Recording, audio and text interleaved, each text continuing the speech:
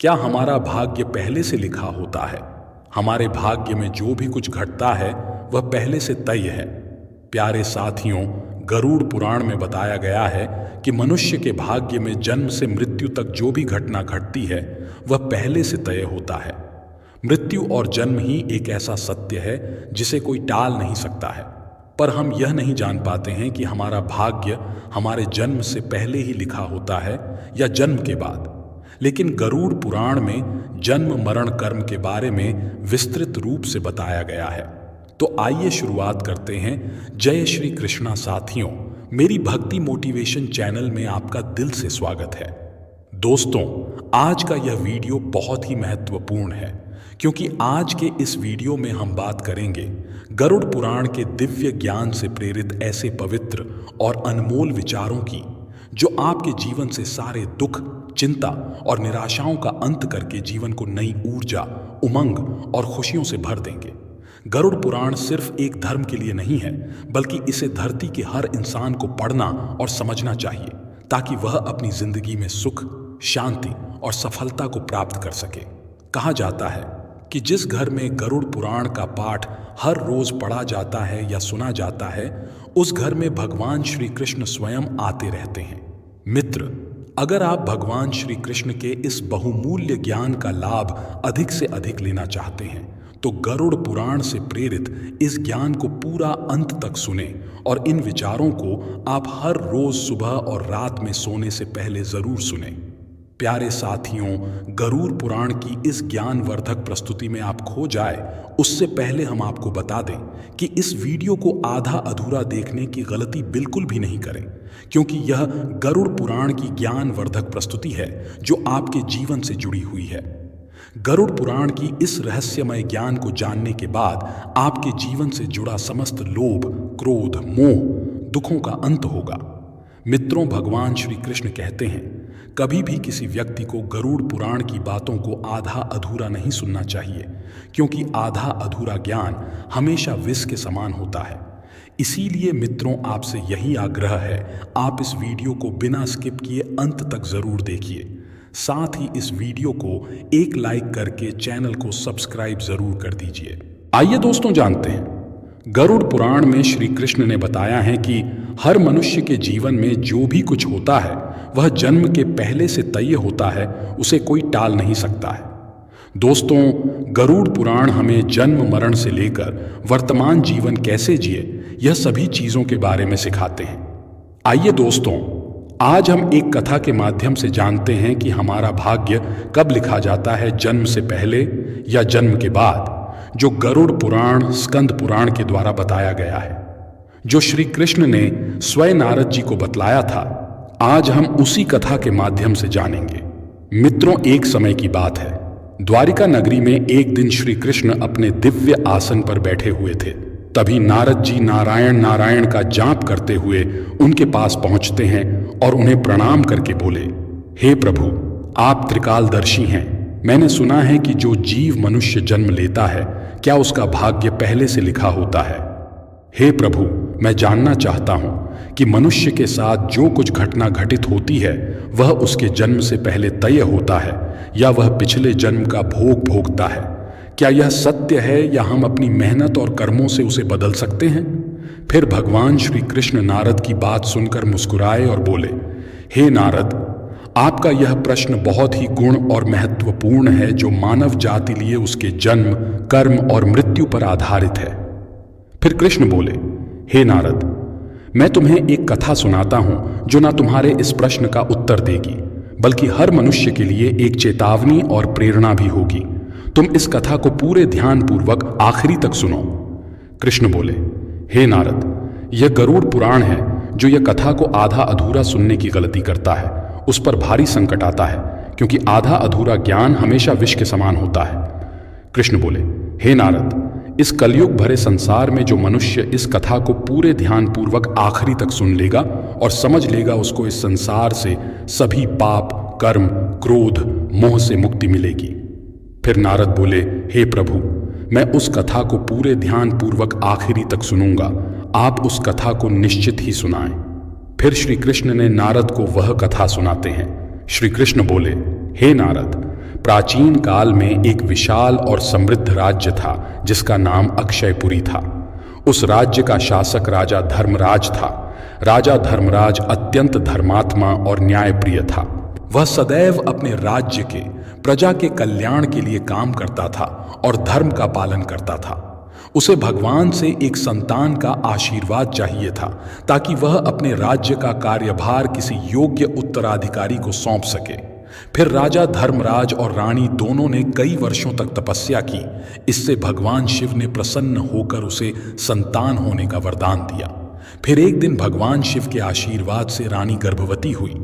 राजा और रानी अत्यंत प्रसन्न थे क्योंकि वे चाहते थे कि उनका बेटा महान शासक बने और राज्य को सुख समृद्धि की ओर ले जाए। परंतु जब रानी ने बेटे को जन्म दिया तो वह बच्चा विकलांग और शारीरिक रूप से कमजोर था। उसके शरीर की हड्डियां टूटी हुई थीं और वह शारीरिक रूप से सक्षम नहीं था। राजा धर्मराज का दिल टूट गया। उसने भगवान से यह सवाल पूछा कि ऐसा क्यों हुआ। तब राजा धर्मराज ने भगवान श्री कृष्ण से मिलने का निर्णय लिया और उनसे अपने दुखों को साझा करने के लिए वहां पहुंचे। राजा ने भगवान से पूछा, हे प्रभु, मैंने इतनी तपस्या की, यज्ञ किए, फिर भी मेरे बेटे का जन्म विकलांग क्यों हुआ?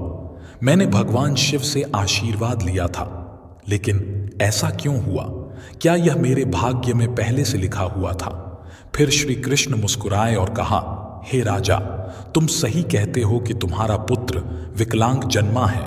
क्या तुम जानते हो कि तुम्हारे पुत्र का जन्म इस प्रकार क्यों हुआ है? यह तुम्हारे द्वारा किए गए पूर्व जन्मों के कर्मों का फल है। यह तुम्हारे पिछले जन्म के कर्मों का परिणाम है जो तुम्हारे भाग्य में लिखा हुआ था। लेकिन इसका कारण यह नहीं है कि तुम्हारा भाग्य पहले से निर्धारित था। यह घटना तुम्हारे और तुम्हारे बेटे के कर्मों का फल है जो उसके पिछले जन्मों से जुड़ा हुआ है। राजा ने आश्चर्यचकित होते हुए पूछा, हे प्रभु, क्या भाग्य वास्तव में पहले से लिखा होता है?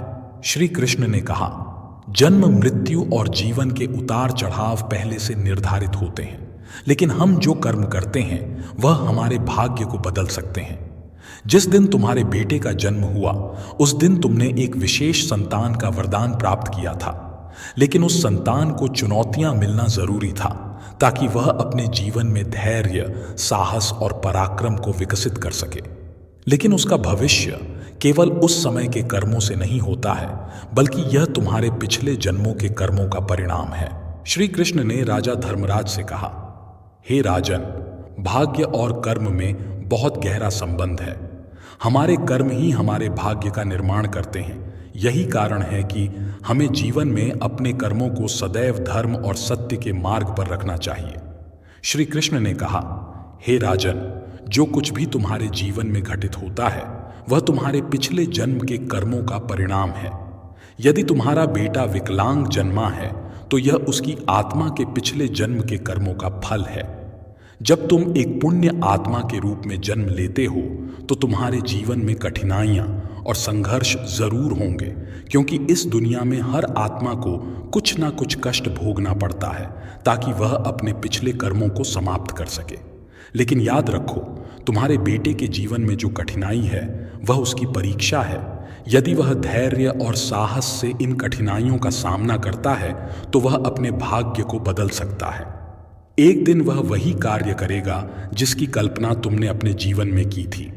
मित्रों, फिर राजा धर्मराज ने पूछा, हे प्रभु, क्या मैं और मेरे पुत्र अपने भाग्य को बदल सकते हैं?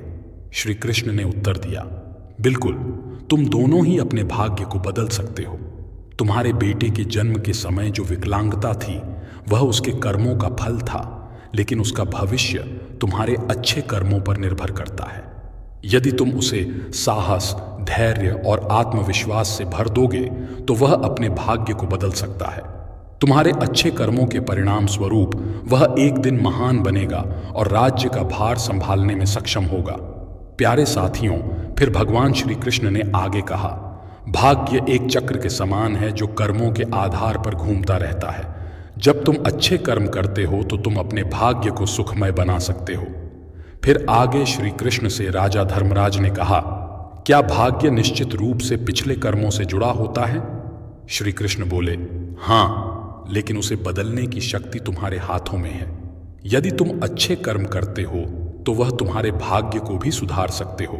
साथ ही भक्ति, साधना और सेवा से भाग्य बदला जा सकता है। भगवान की भक्ति से ईश्वर को प्रसन्न करके हम अपने भाग्य को बदल सकते हैं। अगर तुम अपने पुत्र को साहस और आत्मविश्वास से जीवन के संघर्षों का सामना करने की शिक्षा दोगे तो वह अपने भाग्य को बदल सकता है। राजा धर्मराज ने भगवान श्री कृष्ण की बातों को पूरी तरह से आत्मसात किया और अपने पुत्र को शिक्षा देने का संकल्प लिया। उसने अपने पुत्र को कठिनाइयों के बावजूद साहस और विश्वास के साथ जीवन जीने की प्रेरणा दी। समय के साथ उस विकलांग पुत्र ने अपनी आत्मविश्वास और कठिनाई से लड़ते हुए समाज में महत्वपूर्ण स्थान प्राप्त किया। उसकी संघर्ष और साहस ने राज्य में उसका सम्मान बढ़ाया। कृष्ण बोले, हे नारद, तुम यह समझो कि भाग्य एक निरंतर प्रक्रिया है जो कर्मों के आधार पर बदलती रहती है। जो लोग जीवन में अपने कर्मों को सुधारते हैं और भगवान की शरण में जाते हैं, उनका भाग्य भी बदलता है। यह केवल कर्म ही नहीं है, बल्कि यह जीवन के संघर्षों और कर्मों का परिणाम है। मित्रों, फिर श्री कृष्ण ने नारद से कहा, यह कथा हमें यह सिखाती है कि जीवन में जो कुछ भी घटित होता है वह हमारे पिछले कर्मों का फल है। भाग्य और कर्म का कोई निश्चित प्रारूप नहीं है। हमारा कर्म हमारा भाग्य को बदल सकता है। मित्रों, गरुड़ पुराण हमें सिखाते हैं, यदि हम अच्छे कर्म करते हैं, सत्य की राह पर चलते हैं और ईश्वर के ध्यान करते हैं तो हम अपने जीवन की दिशा बदल सकते हैं। फिर श्री कृष्ण ने नारद से कहा, हे नारद, यह संसार कर्मों का दर्पण है। जो जैसा कर्म करेगा वह वैसा फल भोगेगा। मनुष्य को यह ध्यान रखना चाहिए कि माता पिता की सेवा, दूसरे की सहायता और ईश्वर का ध्यान ही सबसे बड़ा धर्म है। जिस मनुष्य अपने पिछले जन्म में किसी के साथ पाप किया है, किसी को कष्ट दिया है, उसे न केवल नरक में भयानक यातना मिलती है, बल्कि वह जन्म जन्मांतर तक उस भोग को भोगती है। लेकिन जो अपना कर्म सुधारता है वह इस चक्र से मुक्त हो सकता है, क्योंकि यह संसार एक अवसर है। धर्म, सेवा, सत्य ही मनुष्य का जीवन है। मनुष्य को यह समझना चाहिए कि मृत्यु के बाद उसके अच्छे कर्म ही साथ जाते हैं। मित्रों, यह कथा हमें यह सिखाती है कि हमारे भाग्य पिछले कर्मों का फल है। हर पाप का दंड, हर पुण्य का फल निश्चित होता है। हे मनुष्य, तुम अपने कर्मों पर ध्यान दो, स्वार्थ, पाप और अहंकार को त्यागो, धर्म, सत्य और सेवा को अपनाओ, क्योंकि यही जीवन का सबसे बड़ा सत्य मार्ग है। मित्रों, श्री कृष्ण ने इस प्रकार नारद को गरुड़ पुराण के रहस्य को बताया। मित्र, भाग्य निश्चित रूप से जन्म से पहले लिखा जाता है, लेकिन हम अपने जीवन के संघर्ष, सत्य, धर्म और ईश्वर की भक्ति से अपने भाग्य को बदल सकते हैं। गरुड़ पुराण में श्री कृष्ण कहते हैं कि भगवान कभी भी पहले से किसी का भाग्य लिखकर नहीं भेजते हैं। किसी भी व्यक्ति की सोच, व्यवहार और कर्म से ही उसका भाग्य निर्धारित होता है। एक बार देवर्षि नारद जी बैकुंठ धाम गए। वहां उन्होंने भगवान श्री कृष्ण को नमन किया और श्री कृष्ण से कहा, प्रभु, पृथ्वी पर अब आपका प्रभाव कम हो रहा है। धर्म पर चलने वालों को कोई अच्छा फल नहीं मिल रहा। जो पाप कर रहे हैं उनका भला हो रहा है। तब श्री कृष्ण ने कहा, ऐसा नहीं है देवर्षि, जो भी हो रहा है सब नियति के जरिए हो रहा है। नारद बोले, मैं तो देखकर आ रहा हूं, पापियों को अच्छा फल मिल रहा है और भला करने वाले, धर्म के रास्ते पर चलने वाले लोगों को बुरा फल मिल रहा है। भगवान ने कहा, कोई ऐसी घटना बताओ। नारद ने कहा, अभी मैं एक जंगल से आ रहा हूं। वहां एक गाय दलदल में फंसी हुई थी। कोई उसे बचाने वाला नहीं था। तभी एक चोर उधर से गुजरा। गाय को फंसा हुआ देखकर भी नहीं रुका। वह उस पर पैर रखकर दलदल लांघकर निकल गया। आगे जाकर चोर को सोने की मोहरों से भरी एक थैली मिली।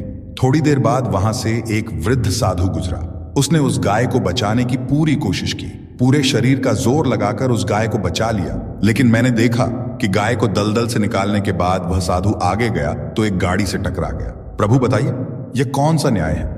नारद जी की बात सुन लेने के बाद प्रभु बोले, यह सही ही हुआ। जो चोर गाय पर पैर रखकर भाग गया था, उसकी किस्मत में तो एक खजाना था, लेकिन उसके इस पाप के कारण उसे केवल कुछ मोहरें ही मिली। वहीं उस साधु को गाड़ी से इसीलिए टकराना पड़ा क्योंकि उसके भाग्य में बहुत बड़ी दुर्घटना लिखी थी। लेकिन गाय को बचाने के कारण उसके पुण्य बढ़ गए और वह दुर्घटना एक छोटी सी चोट में बदल गई। भगवान श्री कृष्ण कहते हैं कि उन दोनों व्यक्तियों का भाग्य पहले से लिखा हुआ था, लेकिन अच्छे और बुरे कर्मों से उनका भाग्य बदल गया। मनुष्य का भाग्य पहले से लिखा गया है, लेकिन हमारे कर्म इसके फल को निर्धारित करते हैं। अच्छे कर्मों से सुख और शांति मिलती है, जबकि बुरे कर्मों के दुष्परिणाम भुगतने पड़ते हैं। गरुड़ पुराण और अन्य ग्रंथों के अनुसार हर जीव का भविष्य पहले से तय है, लेकिन कर्मों से इसे प्रभावित किया जा सकता है। हिंदू धर्म का सबसे बड़ा धर्म ग्रंथ गरुड़ पुराण है, जिसमें मनुष्य के जीवन, मृत्यु और भाग्य कर्मों के बारे विस्तार रूप से बताया गया है। यह पुराण हिंदू धर्म के 18 महापुराण में से एक है और इस पुराण में जन्म मरण से पुनर्जन्म, कर्म और आत्मा के मार्ग के बारे में पूरे विस्तार से बताया गया है। दोस्तों, गरुड़ पुराण के अनुसार मनुष्य का भाग्य उसके पिछले कर्मों निर्भर करता है। गरुड़ पुराण, जो विष्णु पुराणों के प्रमुख ग्रंथ में से एक है, यह पुराण जीवन के रहस्यों और मानव के कर्म फल के बारे में बताया गया है। गरुड़ पुराण में श्री कृष्ण को साक्षात भगवान विष्णु के अवतार माने जाते हैं। दोस्तों, गरुड़ पुराण में श्री कृष्ण कहते हैं, मनुष्य अपने जीवन में अच्छे कर्म और सत्य मार्ग पर चलकर ईश्वर को प्रसन्न करके अपने भाग्य में होने वाले घटना से बच सकते हैं। गरुड़ पुराण में श्री कृष्ण के उपदेशों का वर्णन है, जिनमें से 3 उपदेशों को इस वीडियो में बताया गया है। दोस्तों, आप इस वीडियो को अंत तक जरूर देखिए, क्योंकि यह सारी जानकारी गरुड़ पुराण के द्वारा बताया गया है। इस वीडियो को बीच में छोड़कर जाने की गलती बिल्कुल भी नहीं करें, इसलिए इस ज्ञानवर्धक प्रस्तुति को अंत तक जरूर देखिए। आइए जानते हैं। नंबर 1, अपने धर्म का पालन करना। मनुष्य का जन्म किसी खास उद्देश्य के लिए होता है। जो मनुष्य अपने पिछले जन्म में पाप किया है, वह इस जन्म में भी उस पाप का भोग भोगता है, क्योंकि मनुष्य के जन्म से पहले उसका जन्म से मरण तक का भाग्य पहले तय होता है। इसलिए दोस्तों, गरुड़ पुराण में श्री कृष्ण ने बताया है, मनुष्य को हमेशा धर्म सत्य का पालन करना चाहिए। इससे हम पिछले जन्म के पाप से बच सकते हैं। ईश्वर की भक्ति से हम अपने जीवन बदल सकते हैं। हम सभी ऊंचाई तक पहुंच सकते हैं। दोस्तों, यह जीवन एक अनमोल उपहार है। आप इसे व्यर्थ ना जाने दें। सही कर्म और धर्म के पालन से हम अपने जीवन को अगले जन्म में होने वाले घटना से बचा सकते हैं। यह न केवल आपके लिए है, बल्कि इसे पूरे समाज और दुनिया में आप प्रेरणा का स्रोत बना सकते हैं। नंबर 2, माता पिता की सेवा और आदर करना। दोस्तों, गरुड़ में श्री कृष्ण कहते हैं कि मनुष्य को हमेशा अपने माता पिता की सेवा करनी चाहिए, क्योंकि माता पिता के ही चरणों से तीनों लोगों का स्वर्ग है। जो लोग माता पिता को नहीं मानते, नहीं उनका आदर करते हैं, उसे न केवल नरक में भयानक यातना भोगना पड़ता है, बल्कि उसके अगले जन्म में भी भारी संकट भोगना पड़ता है। और वह मनुष्य अपने पाप का परिणाम जन्म जन्मांतर तक उस कर्म का भोग को भोगता रहता है। नंबर 3, अहंकार। दोस्तों, गरुड़ पुराण में श्री कृष्ण ने बताया है, मनुष्य का सबसे बड़ा शत्रु उसका अहंकार होता है, जो मनुष्य को अपने कर्मों से दूर कर देता है। जिस मनुष्य के मन में अहंकार प्रवेश कर लेता, वह मनुष्य अपने जीवन को उस ओर लेके चला जाता है जहां उसे संकट के सिवा कुछ और नहीं मिल पाता है।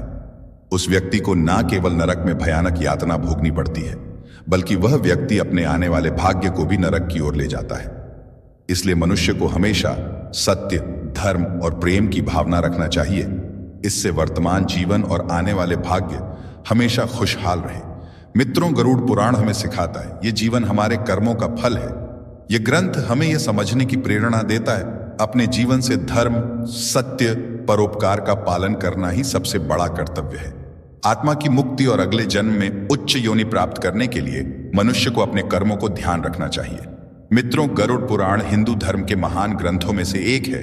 यही हमारे जीवन को सही दिशा में चलने का ज्ञान देता है, जो हमें यह सिखाता है कि मनुष्य का भाग्य उसके कर्मों और ईश्वर की इच्छा का परिणाम होता है। यह ग्रंथ न केवल जीवन और मृत्यु के रहस्यों के बारे में बतलाता है, बल्कि यह भी समझाता है कि मनुष्य अपने जीवन को किस प्रकार सही दिशा में ले जा सकता है। गरुड़ पुराण में मनुष्य के जन्म मरण से लेकर वर्तमान जीवन कैसे जिए, इन सभी चीजों के बारे में विस्तार से वर्णन किया गया है। मनुष्य के जीवन से लेकर मृत्यु तक की सारी जानकारी इस धर्म ग्रंथ गरुड़ पुराण में बताई गई है। मनुष्य के जीवन में जो कुछ घटित होता है, वह हमारे पिछले जन्म का फल है। दोस्तों, गरुड़ पुराण हमें यह सिखाता है कि भाग्य केवल कर्मों का फल है। भले ही भाग्य जन्म के पहले से लिखा हो, पर हम अपने कर्म से इसे बदल सकते हैं। मित्रों, जीवन एक दुर्लभ अवसर है, जिसे सही दिशा में ले जाकर हम आत्मा को मोक्ष की ओर अग्रसर कर सकते हैं। धन्यवाद दोस्तों। गरुड़ पुराण के द्वारा सभी बताई गई बातों को अवश्य ध्यान में रखें और सत्य की राह पर चले। इससे आने वाले जीवन अत्यंत सुखद हो। और दोस्तों, वीडियो अच्छा लगा हो तो वीडियो को लाइक करके हमारे इस चैनल को अवश्य सब्सक्राइब कर लीजिए, ताकि हर एक नया वीडियो आप तक तुरंत पहुंचे। और कमेंट में जय श्री कृष्णा लिखकर भगवान को अपना आभार प्रकट करें। जय श्री राधे कृष्णा।